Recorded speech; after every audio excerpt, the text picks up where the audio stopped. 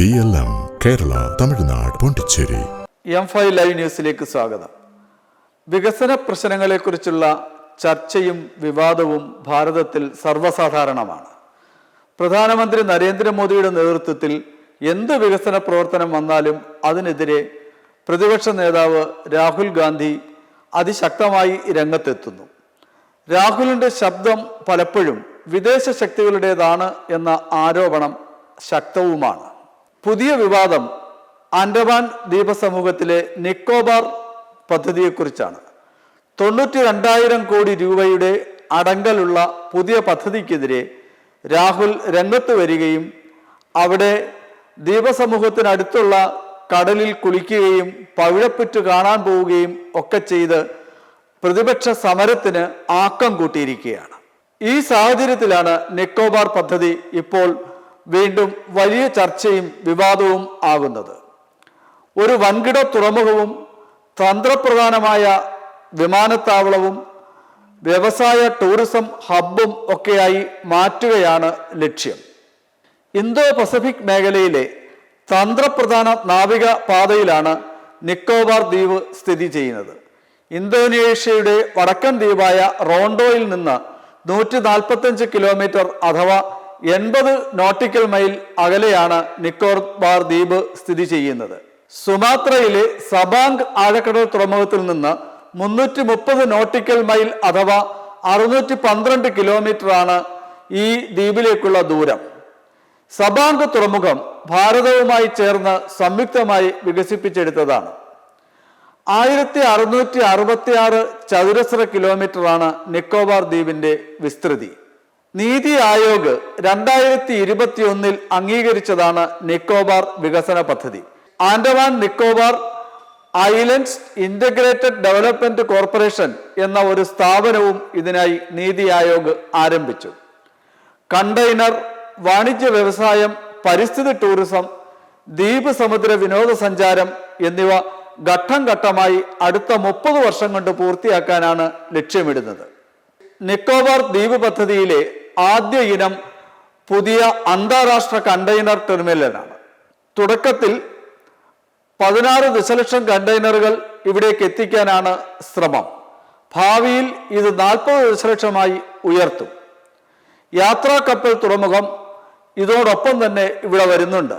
മലാക്ക കടലിടുക്ക് പൂർണ്ണമായും ഭാരതത്തിന് ഉപയോഗപ്പെടുത്താനാകുന്ന രീതിയിൽ കൊളംബോ, സിംഗപ്പൂരിലെ യൂറോങ്, മലേഷ്യയിലെ മാങ്ക് എന്നീ തുറമുഖങ്ങളുടെ പ്രാധാന്യം കുറയുകയും അന്താരാഷ്ട്ര കപ്പൽപാതയിൽ നിന്ന് വെറും 40 നോട്ടിക്കൽ മൈൽ മാത്രം ദൂരമുള്ള നിക്കോബാർ ദ്വീപ് വൻകിട തുറമുഖമായി വികസിപ്പിക്കുകയും ചെയ്യാനാണ് ഭാരത സർക്കാർ ലക്ഷ്യമിടുന്നത്. വിനോദസഞ്ചാരവും ദ്വീപിലെ സഞ്ചാരവും ഇതോടൊപ്പം ലക്ഷ്യമിടുന്നു. പ്രതിദിനം 4000 യാത്രക്കാർ എത്തുന്ന അന്താരാഷ്ട്ര വിമാനത്താവളമാണ് ഇവിടെ നിർമ്മിക്കാൻ ശ്രമിക്കുന്നത്. ഒരു വർഷം 10 ലക്ഷം പേരെങ്കിലും യാത്രയ്ക്കായി ഈ വിമാനത്താവളത്തിൽ എത്തുമെന്നാണ് പ്രതീക്ഷിക്കുന്നത്. തായ്ലൻഡ്, പെനാങ്, മലേഷ്യയിലെ ലങ്കാവി എന്നിവിടങ്ങളിലേക്കുള്ള യാത്രക്കാരുടെ ഇടത്താവളമായും ഈ വിമാനത്താവളം മാറും. ഒപ്പം ഇത് സൈനിക താവളമായും ഉപയോഗിക്കാൻ കഴിയും. സൈനികമായും തന്ത്രപ്രധാനമായും കിഴക്കൻ മേഖലയിലേക്കുള്ള ഏറ്റവും സുപ്രധാനമായ ഒരു കേന്ദ്രത്തിൽ വിമാനത്താവളം വരുന്നത് ഭാരതത്തിന്റെ സുരക്ഷയ്ക്ക് ഏറെ പ്രാധാന്യമുള്ളതാണ്. 12,000 കോടി രൂപയാണ് ഈ വിമാനത്താവളത്തിന് ചെലവ് പ്രതീക്ഷിക്കുന്നത്. ഇതോടൊപ്പം 22 കിലോമീറ്റർ വരുന്ന 4 വരി ദേശീയപാതയും തീവണ്ടിപ്പാതയും സമാന്തരമായി നിർമ്മിക്കുന്നുണ്ട്. ദ്വീപ് ചുറ്റിക്കാണാൻ ഈ തീവണ്ടിപ്പാത ഉപയോഗിക്കാൻ കഴിയുമെന്നാണ് പ്രതീക്ഷ.